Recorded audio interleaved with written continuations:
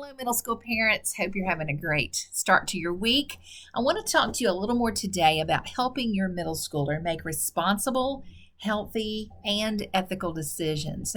We often think that adolescents who look like adults, if you've seen some of our eighth graders walking around here, we often think that they're far more mature than they look like they are, okay?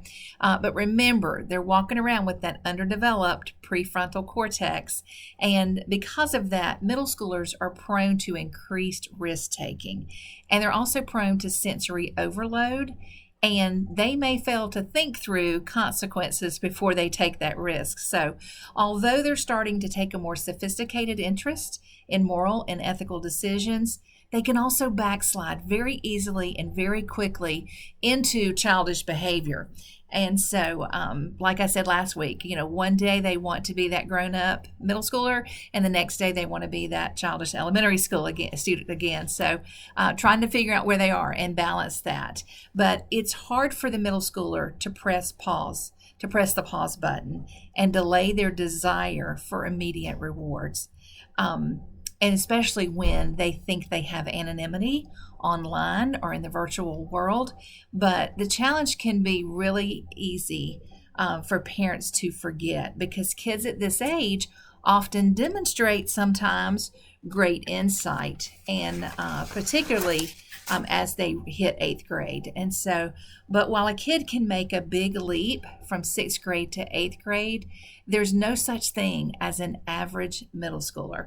There can be a vast difference even among students in the same grade. So almost all middle schoolers, though, have one thing in common, and they are exposed to much darker information and much more out there in the world today than high schoolers were a decade ago. I see the difference in what my son, who finished class of 2018, was exposed to in middle school versus what kids today are exposed to. And large in part, that's due to social media and news media and things like that.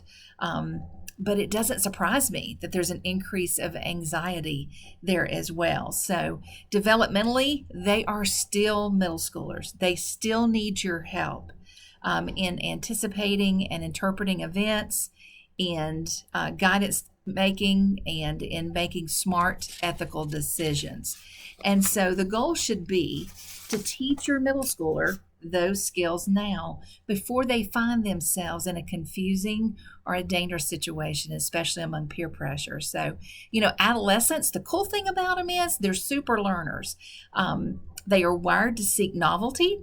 And so the middle school year is full of social disruptions and excitement for that reason. No 2 days here are ever the same for that reason. And you know what? Here's the thing. As moms especially, and as dads, we want to step in and rescue them and save them from that situation. But it is so important during this time to walk alongside them, to have guided conversations with your middle schooler, to help them navigate those difficult circumstances. Because when you do that, you give them confidence needed to help them move towards independence in handling a future situation when we aren't there to help them walk through with guided decision making. So again, middle school, while people have numerous ideas in their head about what a rough time it is for a kid, it's really a wonderful time. Just knowing that you have that opportunity to walk them through. I was fearful as a mom when Sam hit middle school, particularly sixth grade. But I took a deep breath and I prayed and I read Paul David Tripp's book about guided decision making. And if you want that reference, I'll list that for you again. But it made me realize just the God-given opportunities that were ahead of me, ahead of us, ahead of Todd and I as parents, just to continue to pour into him for 6 more years to help prepare him to advocate for himself in college. And so by doing that, he's done very well. So just know that I'm here for you. I'm praying for you. And I count it a joy and a privilege to meet your child in the middle each day. So you guys have a great week.